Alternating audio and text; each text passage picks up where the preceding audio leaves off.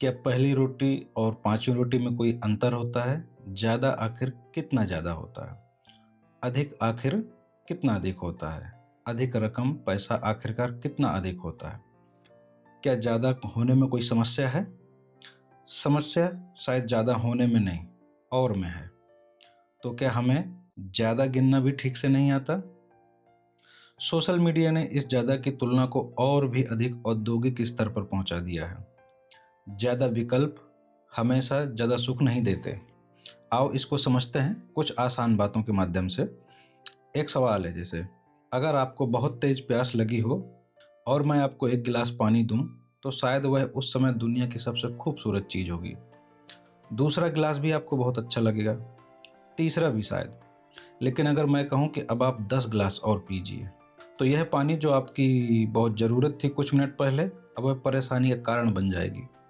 पानी वही है, इंसान वही है, बस एक चीज़ बदल गई और वह है मात्रा। अर्थात किसी तैराक के लिए दरिया, समंदर, महासागर महासागर भी कम पड़ जाए और वहीं मरने के लिए एक अंजुल पानी भी बहुत ज़्यादा है।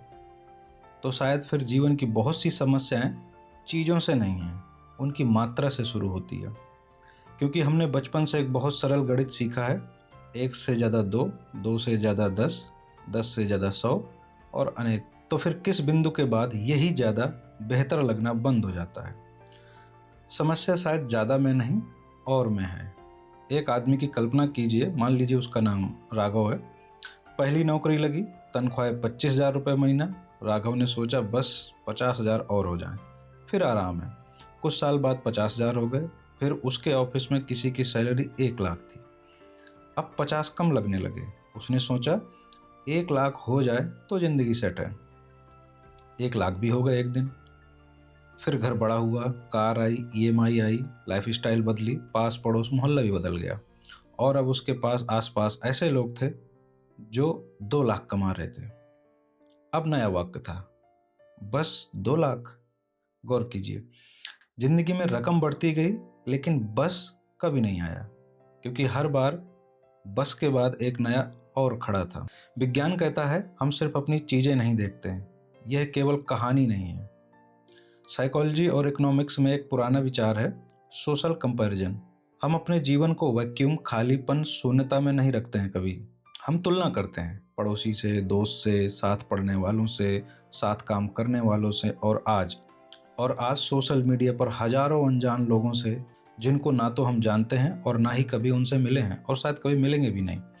दिलचस्प बात यह है कि हाल ही में 2026 में 109 देशों के 90,000 से अधिक लोगों पर हुए एक अध्ययन में पाया गया कि बहुत से देशों में वेलबींग यानी कल्याण हित का संबंध केवल इस बात से नहीं था कि व्यक्ति कितना कमाता था, बल्कि इस बात से भी था कि वह दूसरों की तुलना में कहाँ खड़ा था।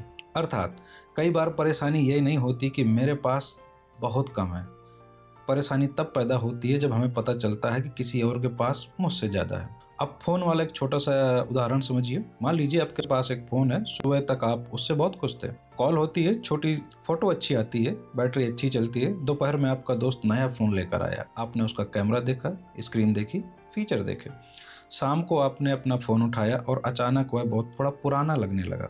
ज़रा सोचिए, सुबह से शाम के बीच आपके फ़ोन में क्या बदला? कुछ भी नहीं। फिर कमी कहाँ पैदा हुई? चीज़ में? बिल्कुल नहीं। कमी पैदा हुई तुलना में। यहीं से ज़्यादा का सामाजिक रूप शुरू होता है। हमारे देश में भी ज़्यादा सिर्फ निजी मामला नहीं है। हम अक्सर मानते हैं कि हम अपनी पसंद से चीज़ें खरीदते हैं, लेकिन समाज हमारी पसंद के अंदर भी घुस के बैठा है। शादी कितनी बड़ी, घर कहाँ, बच्चा किस स्कूल में, फ़ोन कौन सा, कार कौन सी, कपड़े किस ब्रांड के, छुट्टी कहाँ मनाई, और इन सब के बीच एक कॉमन उभय है, ये दिखाई देती हैं। भारत के हाउस होल्ड डेटा पर 2024 में प्रकाशित एक अध्ययन में विजुअल इनइक्वालिटी और कॉन्स्पिकुअस कंजम्पशन यानी ऐसी खरीद जो सामाजिक स्टेटस भी दिखाती है के बीच में एक मजबूत संबंध पाया गया। यहाँ तक कि अध्ययन में स्टेटस ओरिएंटेड स्पेंडिंग के साथ इसेंशियल फूड स्पेंडिंग पर प्रतिकूल संबंध भी दिखाई दिया। मतलब सोचिए, कभी कभी इंसान समाज को यह दिखाने में पैसा लगा सकता है कि मेरे पास कितना पैसा है, और उसी प्रक्रिया में वह उस चीज़ पर कम खर्च कर सकता है जिसकी उसको वास्तव में ज़रूरत है। यह बहुत बड़ा सामाजिक प्रश्न है, हम सब जानते हैं, मगर स्वीकार नहीं करते हैं। तो फिर असली सवाल क्या है? हम चीजें अपने लिए खरीद रहे हैं या दिखाने के लिए? इस बात को आसानी से समझने के लिए भारतीय शादी का सबसे आसान उदाहरण लेते हैं। मान लीजिए किसी परिवार के लिए एक साधारण विवाह पर्याप्त है, लेकिन फिर प्रश्न शुरू होते हैं, लोग क्या कहेंगे, फला की शादी में कितना खर्चा हुआ, हम उससे कम कैसे करें। और अब खर्च का सवाल है ही नहीं, अब ये जरूरत बनता जा रहा है। अब वह सामाजिक रैंकिंग का सवाल बन गया है। यहाँ ज्यादा का मतलब ज्यादा खुशी से नहीं है, इस बार ज्यादा का मतलब है दूसरे से कम न दिखना। और समाज में यह फर्क बहुत महत्वपूर्ण है। तो अब समझते हैं हम अपने पहले सवाल को। पहली रोटी और 5वीं रोटी। एक बहुत साधारण उदाहरण लेते हुए, आप बहुत भूखे हैं, पहली रोटी मिली आपको, बहुत मूल्यवान थी, दूसरी अभी भी बहुत अच्छी, तीसरी ठीक है, चौथी शायद आवश्यकता है बट मन भर रहा है, 5वीं अब आप कहेंगे बस। हर रोटी लगभग वैसी ही आकार, वजन और स्वाद की है, लेकिन हर रोटी की उपयोगिता पहले जितनी नहीं रहती। अर्थशास्त्र में इस मूल विचार को डिमिनिशिंग मार्जिनल यूटिलिटी के रूप में समझा जाता है। यानी किसी अच्छी चीज की मात्रा बढ़ती जाए तो जरूरी नहीं अगली हर यूनिट इकाई उतनी ही खूबसूरत हो। और जीवन में भी शायद यही होता है। पहला घर जिंदगी बदल सकता है, लेकिन तीसरा घर जरूरी नहीं कि पहले घर जितना सुकून दे। हाँ, मगर आराम बिल्कुल अलग बात है। पहली सैलरी बहुत बड़ा फर्क डाल सकती है, अगली सैलरी भी लाभ दे सकती है, लेकिन एक सवाल हमेशा रहेगा, किस कीमत पर? अर्थात क्या खर्च कर रहे हो इस भारी सैलरी के एवज में? सुकून, घर परिवार, अपनों का साथ, भाई बंधु। लेकिन यहाँ एक जरूरी वैज्ञानिक सावधानी बरतनी भी जरूरी है। यहाँ यह कहना भी गलत होगा कि पैसा खुशी नहीं देता है। यह बहुत सुविधाजनक फिलॉसफी है, खास तौर पर तब जब यह बात उस व्यक्ति से ही कही जाए जिसके पास इलाज, भोजन या शिक्षा के पैसे नहीं है। पैसा विकल्प देता है, सुरक्षा देता है, मुश्किल से निकलने की क्षमता देता है। और आधुनिक रिसर्च भी यह नहीं कहती कि एक निश्चित सैलरी के बाद पैसा बिल्कुल बेकार हो जाता है। 2023 में डैनियल मैथ्यू और बारबरा की संयुक्त एनालिसिस ने इस पुराने विवाद को एक बार फिर दोबारा देखा। नतीजा, एक सीमा के बाद पैसा खुशी नहीं देता, जैसा सरल नहीं था। कई लोगों में हायर इनकम के साथ वेलबींग आगे से भी बढ़ती दिखाई दी। इसलिए सवाल है, क्या पैसा जरूरी है? इसका उत्तर है हाँ, लेकिन हमारा सवाल अलग है। कितना पैसा पाने के लिए हम कितना जीवन दांव पर लगाने को तैयार हैं? क्योंकि ज्यादा काम पर भी विज्ञान की सीमा साफ है। यह हिस्सा मुझे बहुत ही महत्वपूर्ण लगता है। आज प्रोडक्टिविटी को लगभग नैतिक गुण बना दिया गया है। बिजी होना सम्मान है। मैं 4 घंटे सोता हूँ, मेरे पास छुट्टी का समय नहीं है, दिन में 14 घंटे काम करता हूँ। कई बार हम इसे अचीवमेंट की तरह बताते हैं, लेकिन शरीर सोशल मीडिया प्रोफाइल नहीं पढ़ता। WHO और ILO के संयुक्त एनालिसिस के अनुसार हफ्ते में 55 घंटे या उससे अधिक काम करना 35 से 40 घंटे काम करने की तुलना में स्ट्रोक के लगभग 35% अधिक रिस्क और इसेमिक हार्ट डिसीज से मृत्यु के लगभग 17% अधिक रिस्क से जुड़ा पाया गया है। और WHO ILO ने 2016 में लंबे वर्किंग आवर्स से हार्ट स्ट्रोक और इसेमिक हार्ट डिसीज के लगभग 7.5 लाख डेथ्स एट्रीब्यूटेबल होने का अनुमान लगाया था। अब प्रश्न पूछिए, अगर ज्यादा काम ने आपको ज्यादा पैसा दिया लेकिन स्वास्थ्य कम कर दिया, तो वह ज्यादा था या घाटा था? तो क्या फिर हमें ज्यादा गिनना भी ठीक से नहीं आता? यहाँ समाज की एक और बड़ी समस्या है।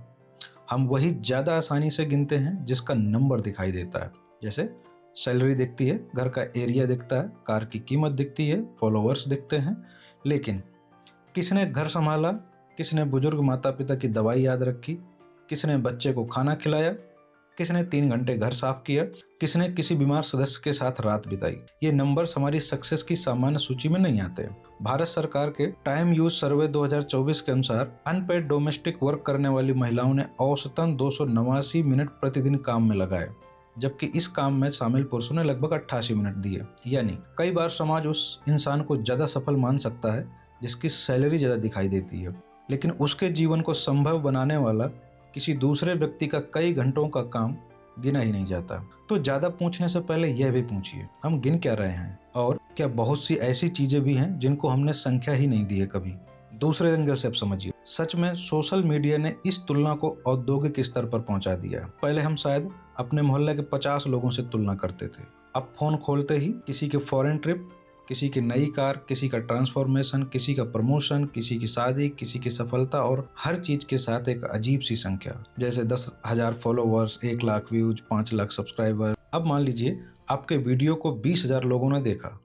असल जीवन में 20,000 लोगों को एक मैदान में अगर इकट्ठा कर दिया जाए तो बहुत बड़ी भीड़ लगेगी।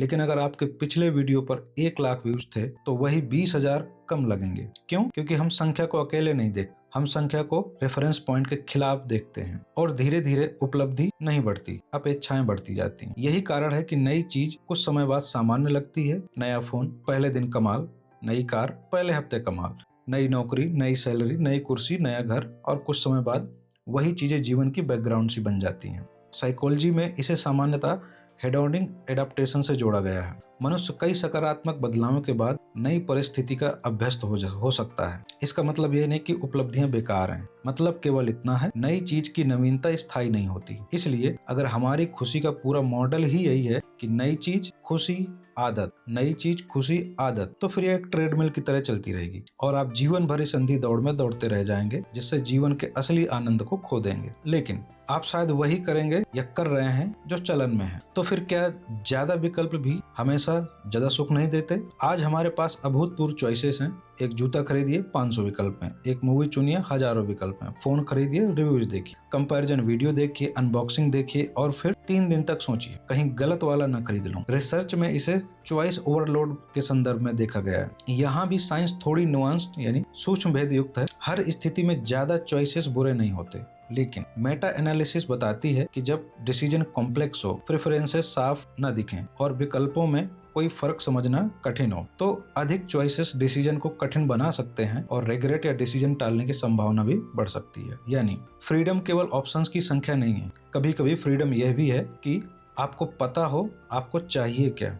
आप राघव की कहानी में फिर से वापस आइए। राघव काफी आगे पहुंच चुका है, अच्छी सैलरी, घर बड़ा है, अच्छी कार है, फोन महंगा है। एक शाम वह देर से घर लौटा, घर खोला, बहुत बड़ा ड्राइंग रूम, बहुत शांति। फोन में पुरानी तस्वीरें देखने लगा, एक तस्वीर जो पिता के साथ थी, एक तस्वीर जो दोस्तों के साथ चाय पीते हुए, एक और तस्वीर जिसमें वो बहुत पुराने समय में किसी किराए के कमरे पर रहता था। कमरा छोटा था, सामान कम था, पैसा कम था, लेकिन उस तस्वीर में लोग ज्यादा थे। राघव ने अपने बड़े खाली कमरे को देखा और पहली बार उसने यही सवाल पूछा, अगला क्या खरीदना है? उसने पूछा, ज्यादा पाने के रास्ते में मैंने क्या क्या कम कर दिया? शायद समाज ने मोर अर्थात अधिकता को सक्सेस का डिफॉल्ट यानी न्यून बना दिया है। ज्यादा पैसा, ज्यादा काम, ज्यादा प्रॉपर्टी, ज्यादा मार्क्स, ज्यादा फॉलोअर्स, ज्यादा कॉन्ट्रैक्ट, ज्यादा अचीवमेंट्स। लेकिन बहुत कम लोग पूछते हैं ज्यादा नींद, ज्यादा समय, ज्यादा स्वास्थ्य, ज्यादा अच्छे रिश्ते, ज्यादा बातचीत, ज्यादा मानसिक शांति, ज्यादा खाली समय, ज्यादा दया, ज्यादा संतोष और ज्यादा हमेशा अच्छा है। अगर ज्यादा हमेशा अच्छा है तो इन चीजों का ज्यादा होना भी हमारी सक्सेस रिपोर्ट में क्यों नहीं आता? एक और दिलचस्प रिसर्च को समझिए। मटेरियलिज्म अर्थात पदार्थवाद और वेलबींग पर हुए एक बड़े मेटा एनालिसिस में 259 इंडिपेंडेंट सैंपल्स का अध्ययन किया गया। औसतन अधिक पदार्थवादी झुकाव कम वेलबींग से जुड़ी मिली, लेकिन इसे भी ध्यान से समझना चाहिए।